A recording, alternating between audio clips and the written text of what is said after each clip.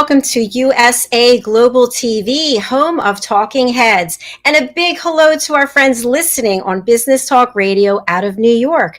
I'm Dr. Jacalyn Kerbeck, and our show today is It's All About Dating. I love this show, especially because of my co-host, Lori Mendelsohn. Let's bring her out and find out what she's been up to. Lori is a dating app profile writer and coach. She's all over Clubhouse, and she is helping people with their dating app profiles all the time. Welcome, Lori. Thank you, Dr. Jacalyn. So good to see you this week. Thank you. Did you have a nice Halloween? Yes, I actually impromptu thought of having a show, and we threw together a Halloween show. I was dressed as Cleopatra. My mom showed up as a penguin, and it was a lot of fun. That's good. My mom's never been on TV before. She did not want to do it, especially dressed as a penguin. And afterwards, she's like, "Oh, I have to do this more often." You mean more shows or dressed like a penguin? More shows, no penguins. So there you go. More cowboys. How was your Halloween? It was good. We had some trick-or-treaters, but not that many. So I was stuck with a lot of candy, and the guy who mows my lawn got a big bag of candy from me. So, well, it's funny. We're on an island, and we didn't have any trick-or-treaters. Literally, nobody even swam up. I thought maybe they come on canoe or paddleboard with like a plastic pumpkin. No, it didn't happen. Oh, that's funny. So funny. So, Lori, we've got a great guest today, and I'm excited to bring her out. But before we do, I'm going to spotlight you, as always, and do tell what's going on with Lori Mendelsohn. Well, I'll be happy to tell you what's going on with me, Dr. Jacalyn. So I'm getting really busy writing dating app profiles. I think that people are eager to meet each other now, especially with the holidays coming up. They want someone to come to their turkey dinner. They want someone for Hanukkah and Christmas, and of course, a New Year's date. So it's cuffing season. So people are getting eager to find their mates. And did a room last week in the the single over 50 club that I have. And people were asked to talk about their worst dates ever. And some were very funny, and some were actually very frightening, where safety was impaired. So it was really good to throw some tips out about how to safely date, and be very mindful of that. So yeah, that's what I'm doing. I'm on Clubhouse and starting to do the single over 50 room consistently. Have a great group of mods, and yeah, we just keep going. Well, congratulations. I know that you are really building a great presence over there in Clubhouse. As I mentioned before, I'm not on there. I mean, I'm on there, but I'm not on there. But I've met so many amazing people. I'm very grateful to the Clubhouse platform, people from all over the world, some of whom had a major impact on me building this platform. So yay, Clubhouse. Yeah, yay. That's right. That's right. Terrific. So I'm going to bring out our guest. Her name is Antia Boyd, and she's an expert and speaker. Her website is magnetizeyourman.com, and she has a free gift for our audience, which I'll let her explain. So let's bring her out. She's joining us from the great state of California. Hello, welcome. Hello, ladies. How are you? Hi, it's nice to see you. And we talked earlier that you and I are sort of matching. We've got something going here. I mean, look at us. I had no idea 5 minutes ago what I'm going to wear. Something drew me, something magical. So, Antia, you have done so much work helping people, and I know that that's a big part of who you are.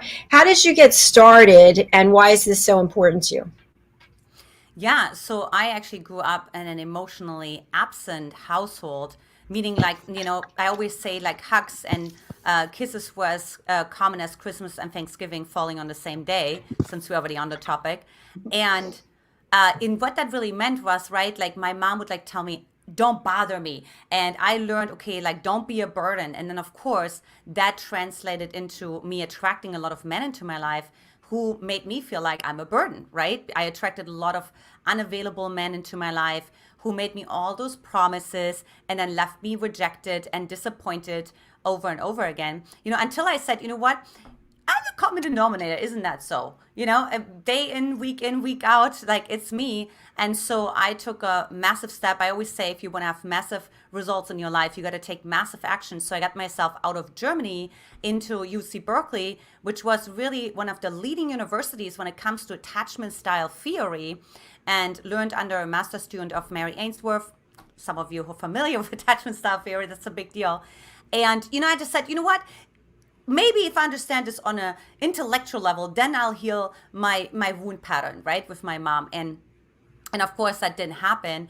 But I started to study more. I got myself into more workshops, seminars, and wouldn't you know it, more and more women were coming to me and asking me advice, even though I didn't have anything to show for it. But all I did was a lot of workshops, a lot of seminars. And so I actually became an expert first before it showed up for myself, So I helped women. I walked them down the aisle. I was the maid of honor. All the things happened. But essentially, the reason why I really believe in coaching, particularly because I'm a dating and love coach, is because the fish doesn't know that it's wet. Meaning you don't know what you don't know, and you can have all the intellectual knowledge in the world, but unless you actually integrate it and you break through your own, what I call vulnerability thresholds, which I did when I had my particular love expert, you're not going to get the results, right? And then I met my husband, who ironically said, you're the girl of my story from the first night we met, and then actually followed up accordingly. Because I had lots of men who made me empty promises. So that wasn't a big deal for me. But what was a big deal is actually consistent follow through, right? Like he sent me actually a text message and so on. And so anyway, so we built a business together. It's been now almost, so we met 8 years ago. I've been doing now unofficially for 10 years. I've spoken on over hundreds of stages, including Harvard, Google, particularly on shame, vulnerability, right? Because a lot of women feel that they can attract the right man for them without having to make themselves vulnerable. And ladies, I hate to tell you, but it's not gonna happen.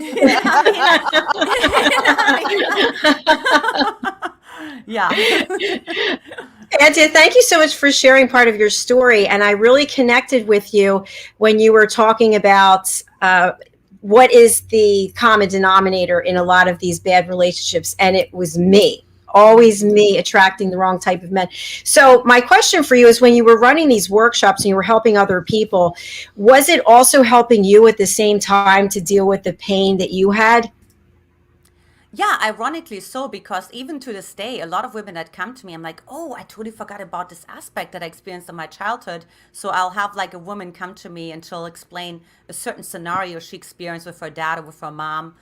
And yeah, even to this day, like still like so many aspects are coming up. I always say it's like teach learning, right? Like who's the student, who's the teacher? I don't know, because we're both, I always tell my clients, I don't know who walked away more inspired after the coaching calls, you or me. That's great, because it's key learning for both parties, which I think makes it a value for value exchange, which everybody feels good about. Yeah. Absolutely. And I think one belief is, and you may agree with that too, Lori, is actually believing really that the woman has the wisdom inside of herself, that it's not about you talking at her and saying, here's this and here's that, right? But it's like, what do you think? You went through this experience. You have these resources inside of yourself. You may not have VIP access, I call it, to those resources because I haven't used them in 20 years, but it doesn't mean that they're not available for you. That's right. Anita, I'd like to ask you about the attachment styles. You when you started telling us your story, you were telling us about that, and maybe some of our listeners don't know what that is. Could you explain it for us, please? Yeah, absolutely. So attachment style is really a theory that describes a bonding system that really starts with the mom, which is the primary caregiver usually, and of course the infant, right? And so what we saw so when Mary Ainsworth did the strange situation study at UC Berkeley, and what she did was she actually put babies up to 1.5 years old, like in a room with the mom and the stranger. And then after a while told the mom leave, because we actually want to see how does the baby respond at departure. And what we saw 3 different responses actually. And so one was that the baby got really upset, which that's actually normal because you should be upset when your primary caregiver leaves.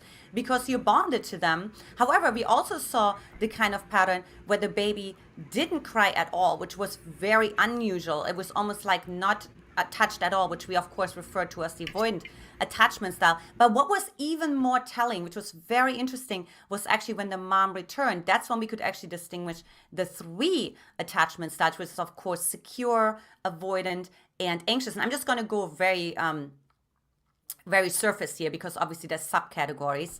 But the secure attachment style baby was easily soothed when the mom returned, right? The avoidant one didn't even care. Didn't care when the mom left, didn't care when the mom came back. So it's just sort of like just keep playing and I don't really need anyone.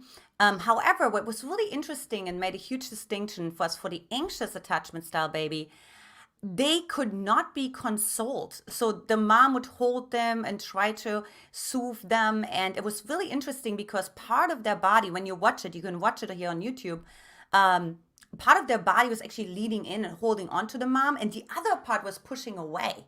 So right away, you were kind of like signaled, you know what, this baby's learning not to trust their primary caregiver anymore, but on the other hand, also desperately needed, right? Because life becomes like a gamble. So now just quickly moving that fast forward into adult relationships. Well, then you have, of course, the women who are like checking their phone every 5 minutes. I don't know if you watched He's Just Not That Into You. Yes. Yes. I can't think of oh gosh, what was the cute one who had like the curly hair? I forgot her name, but she was constantly, even in the yoga, while she taking the yoga class, she was checking her phone while she was on downward dog, and she would check if the phone is still working. So that's why you have the anxious attachment style, right? Because they already anticipate that they're going to get rejected. And so, but they don't want to get rejected. So it's almost like ironic, right? So they already know it's going to happen, but they don't want it to happen. And then they attract, of course, the avoidant attachment style, which of course is the perfect match for them because the avoidant attachment style wants to have space. The avoidant attachment style learned, you know what? The closer I get to a person, the more dangerous the whole situation gets, the more there's a likelihood that I'm not going to survive. So guess what? Like the avoidant attachment style may fantasize and may actually tell you, you're the always wanted, never expected miracle. However, he's never going to follow through because it would be way too terrifying for him or her, depending on, obviously for me, for the women, it's like they attract avoidant men into their life, right? Because they would actually feel the closer I get, the more I lose myself, the more I'm going to get hurt or may even die. Wow. That's it. That's it in a nutshell. So do the oh my God, I've forgotten the 3, but which one falls into codependency? It's the anxious, right? Yeah. Okay. Absolutely. So would you say, by and large, someone who is codependent falls into that category, or have you seen people who are codependent be avoidant and secure or secure? No, it's really the anxious for sure, because the anxious becomes other focused and the codependent is also other focused, right? The secure attachment style is self-focused. So they're actually saying, how do I like the temperature in the room? Let's say you're in the same room with your partner, right? But the codependent is going to say, oh, how's my partner feeling? Is my partner cold, right? Oh, it's fine. As a matter of fact, it's interesting. Have you ever watched this, like Jimmy Kimmel, like I ate all your candy? That was like mean tricks, since we talk about Halloween. Basically Jimmy Kimmel has this one part of his show every time for Halloween where the parents are supposed to pretend they ate all the candy and they tell the kids that. And what was really interesting is the last video I saw, the woman told her son, who was like 6 years old or so, and you saw him changing into become a codependent pattern, because instead of holding her accountable and saying, you did something wrong, you ate my candy, that's my possession, you did not ask me, right? You stepped through my boundaries. He said, I'm not mad at you, right? That's a very codependent response. And I told my husband, I'm like, here you go. You already have a codependent boy at 6 years old. Good job, Mom. Good job. Wow. He must be fun to watch a movie with. Yeah. Oh, for sure. You could start a whole new review system, not on, how good the movie was or Yeah. the acting or the directing or anything like that. It would be the specific personality traits of each of the actors, right? Yeah, That would be as a matter of hysterical. fact, when you go to my YouTube channel, Antia Boyd, I did for a while just review some of the Bachelor episodes. Obviously, it's all Oh, staged, Ah, that'd be great. but I was bringing out some of the attachment oh, style behaviors. How, for example, a woman would share everything about herself on a first date, another signal for an anxious attachment style, right? Way too much overloads everybody's system. So the man almost has no choice than to leave because what do you do when you're stuffed? Like a turkey on Thanksgiving, That's true. That's a good point. It's a right? very You good have to point. walk away. You don't say, I want more. I can't wait to go out with you again, Dr. Jacalyn or Lori, right? Like they're like, I need a break. Oh my gosh, I can't talk to this what? woman for 2 weeks. And then maybe I'm going to go on another date. You know what I mean? That's I great. love this conversation. I do have a question. We're going to take a break, but I'd like to come back with this. And I know you just touched on it. I'm looking at it from a different perspective. So I was always the guys would say, tell me where you want to go for dinner, or what do you want to do for dinner? And then I'd say, well, I really want to go to XYZ. Well, we're going over here instead. Like whatever it was, I would say, well, we're going to do this instead. And I'd be like, why are you even asking me? Like you take the time to ask me, but you don't want to do it anyway. So we already know you're not going to do what I say.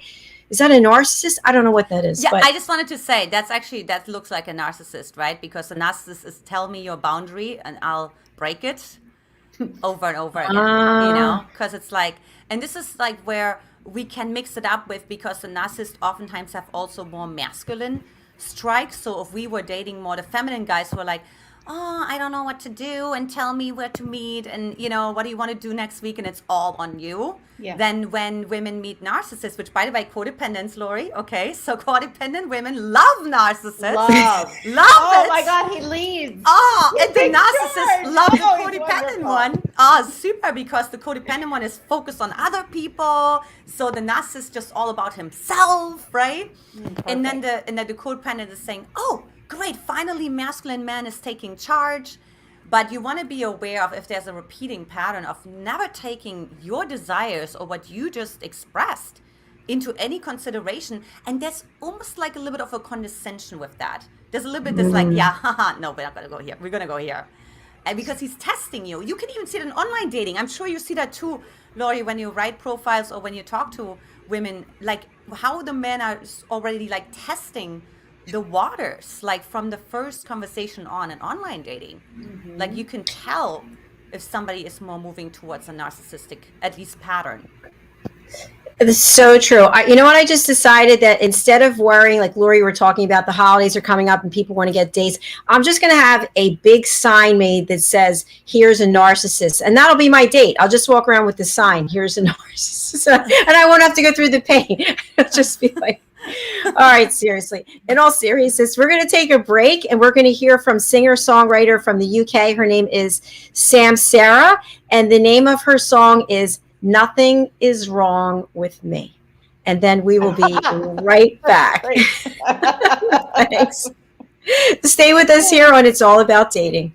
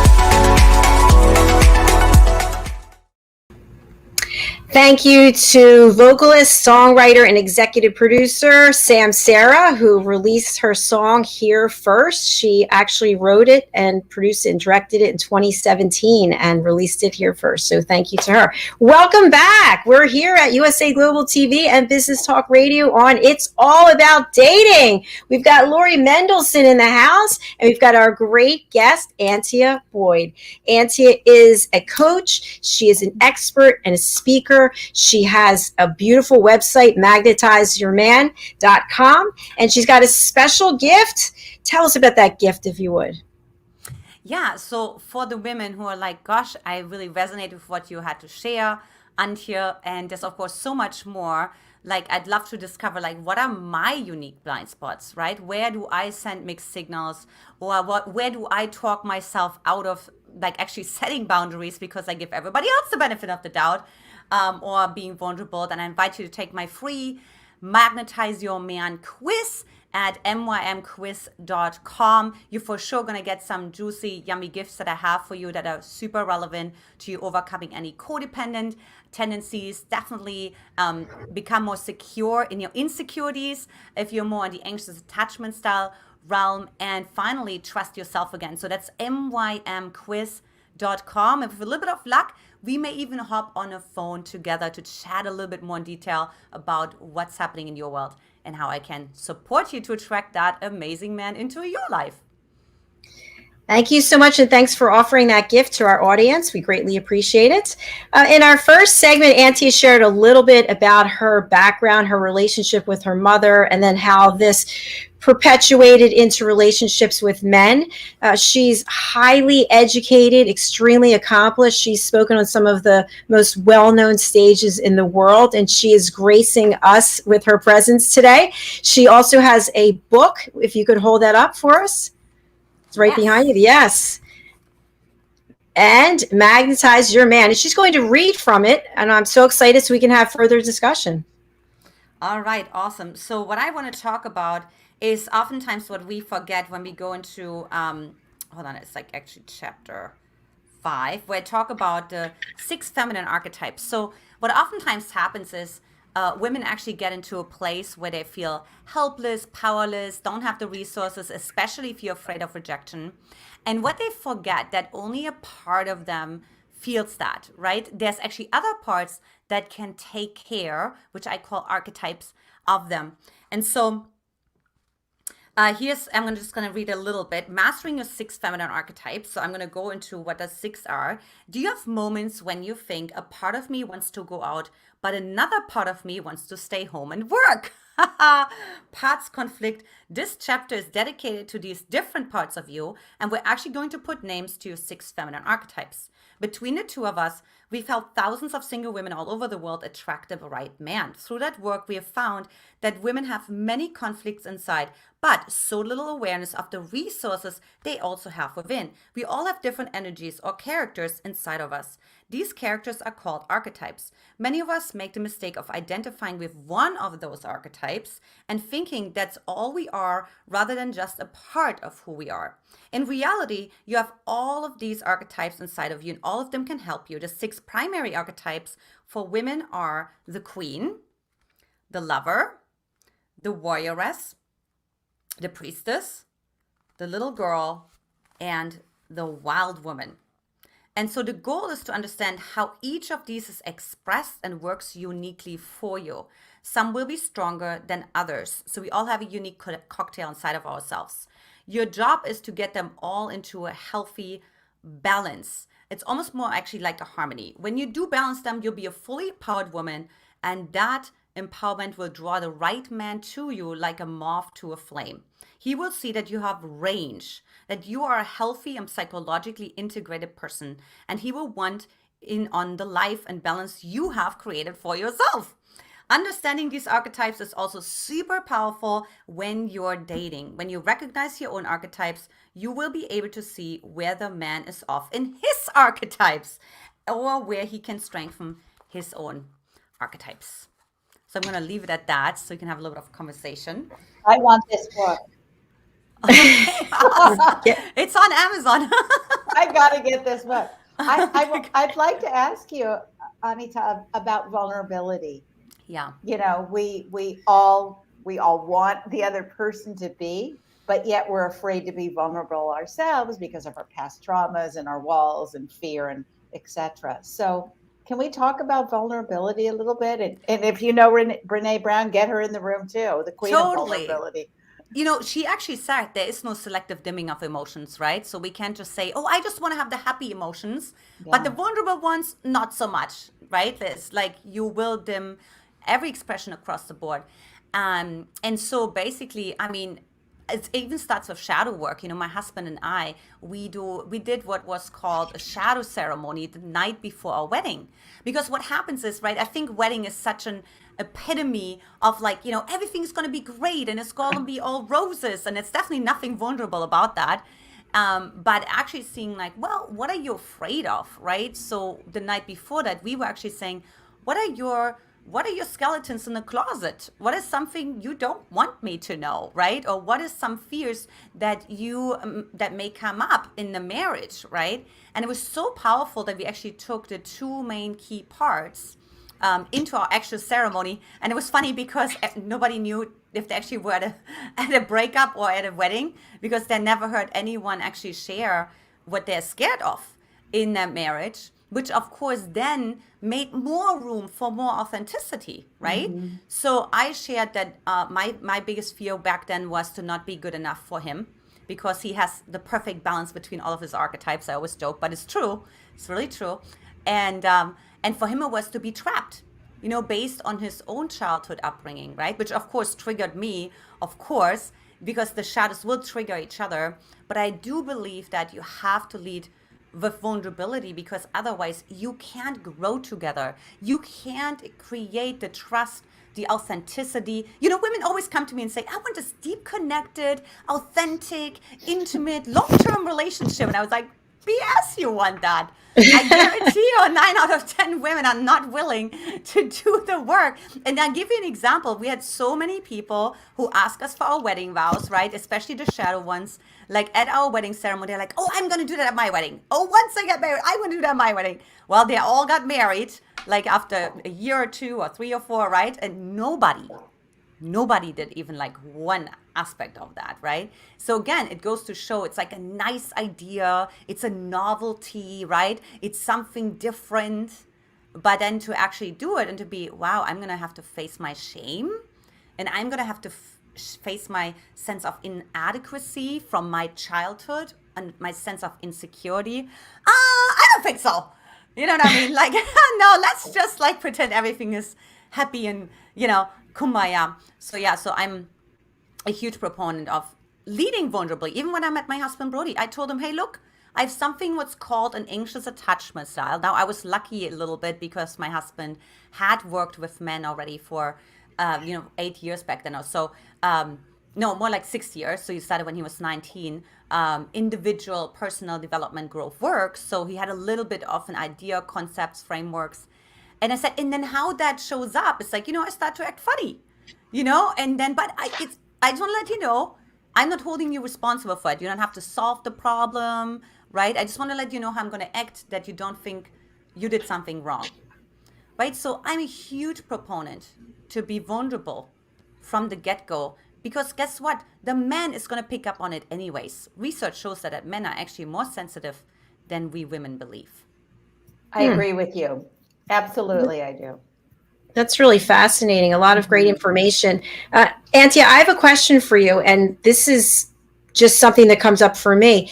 Is it possible to be vulnerable, for me to be vulnerable, when I'm in my masculine energy? Because I feel like I'm in that drive, ambition mode all the time. So the feminine side has been sort of put to the wayside. So is it possible to still be vulnerable like this?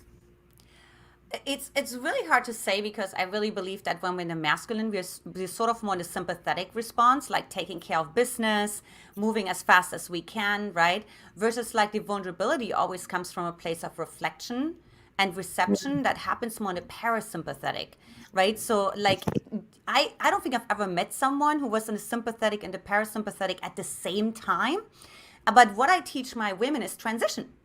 like transition, like how easy is it for you to transition from the masculine to the feminine? So let's say you're like a top-notch lawyer, doctor, so all those really successful women that come to me all the time, right? And how easy is it for you to transition to say, you know what, I'm going to take off my coat, right? I'm going to let myself a bath, or maybe even just put on like satin, something sensual, or maybe just turn on some music. How easy is that for me to transition from the masculine to the feminine?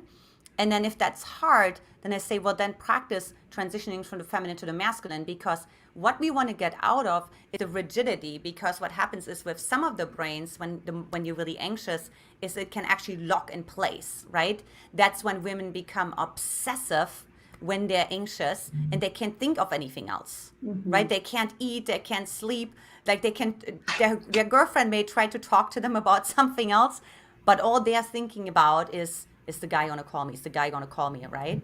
So what you want to actually start practicing is like, can you become more flexible?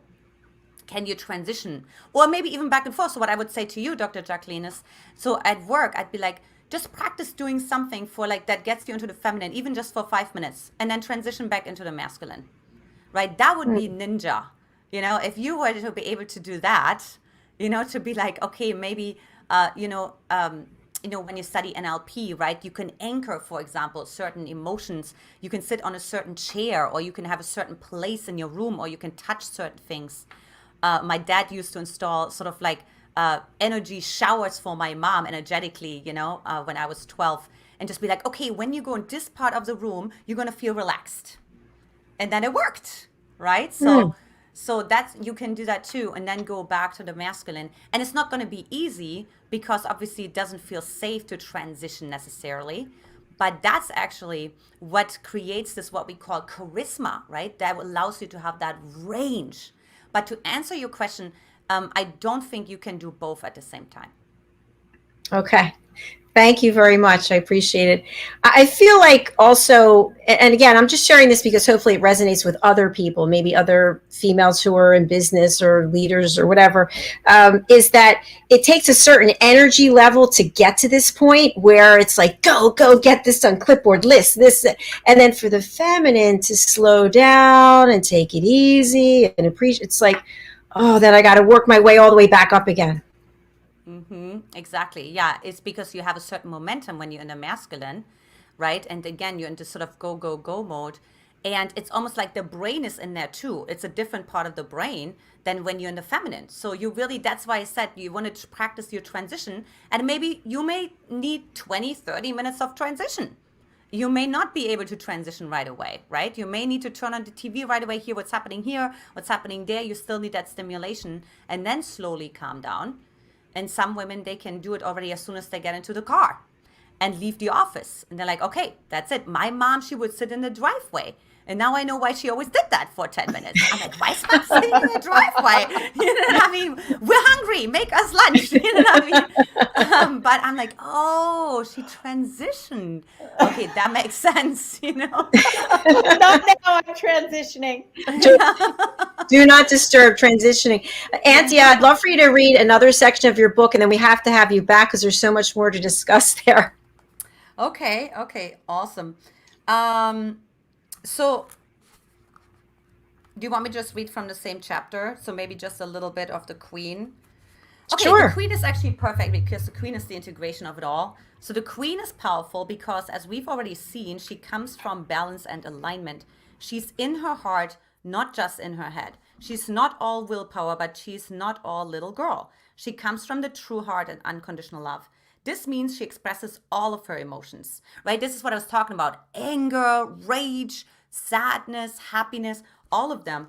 And she empowers people to bring out all of their emotions because, of course, they now feel they get a permission slip, right? Oh, wow, I have anger inside of me too. So I don't have to feel embarrassed because she expresses it without feeling embarrassed herself. So she doesn't enable a victim mentality.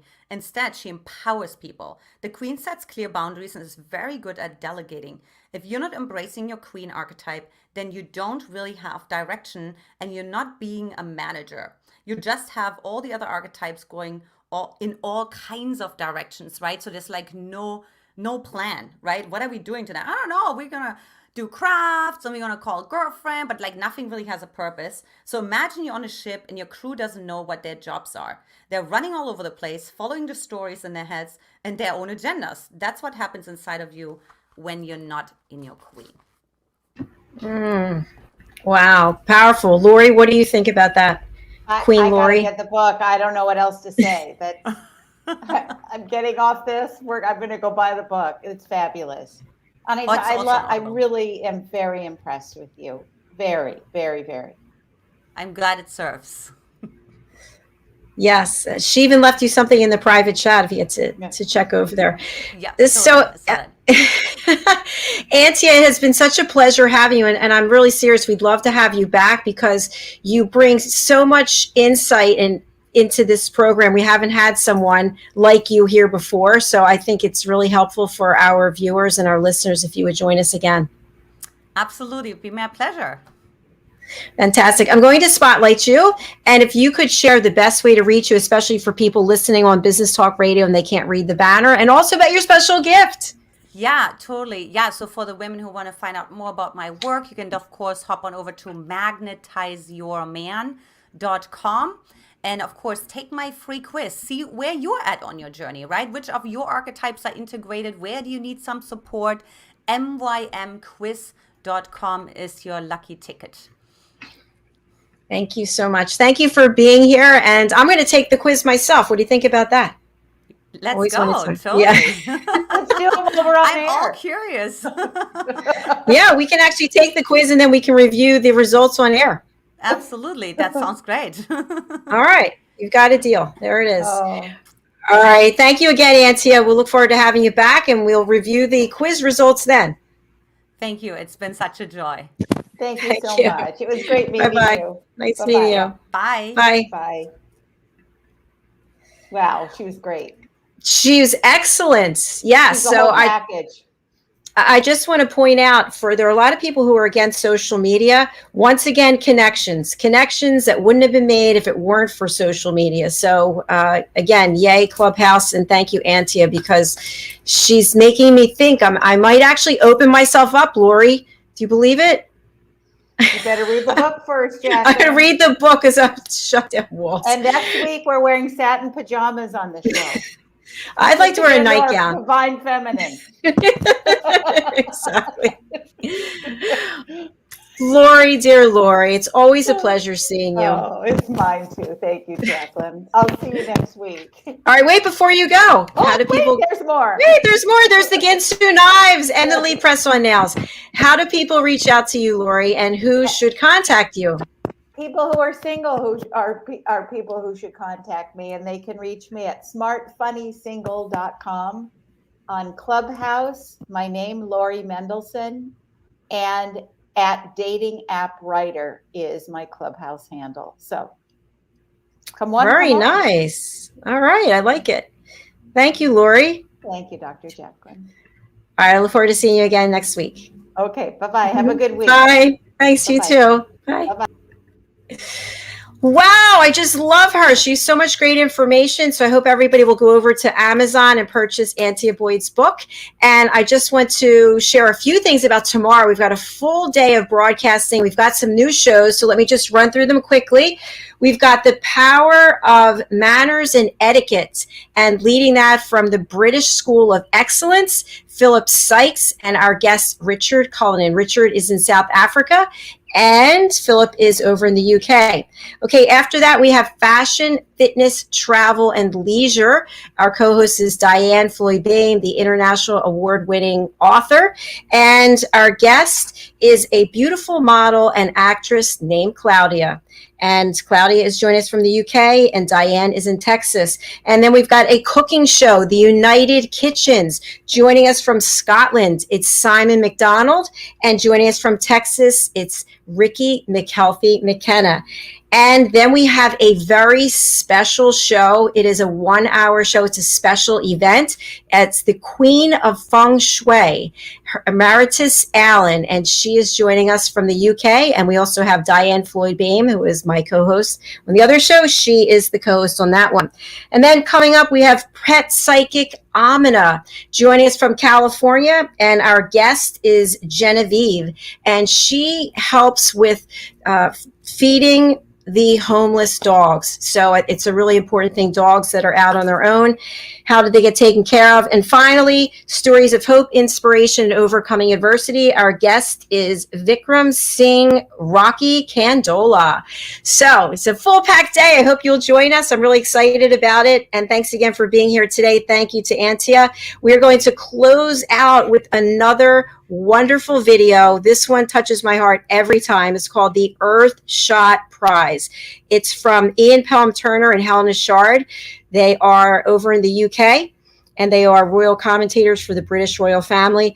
This is all about sustainability. It's called the Earth Shot Prize. Let's take a look at this, and I'll see you tomorrow.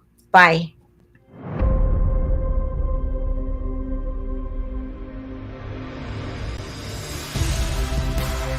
Ours is a world of wonder. Every day it reminds us of its beauty. It touches us, teaches us, and astounds us.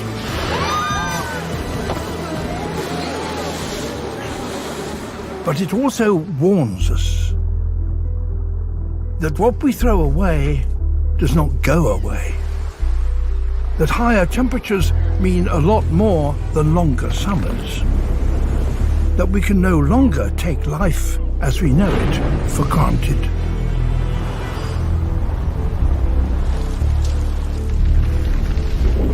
We are at a unique stage in our history.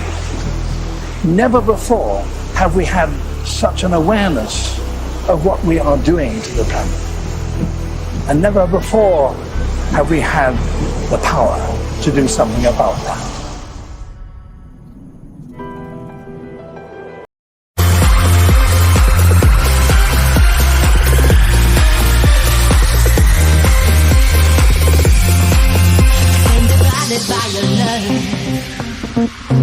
What you giving me is just not enough. I need a love to take me higher.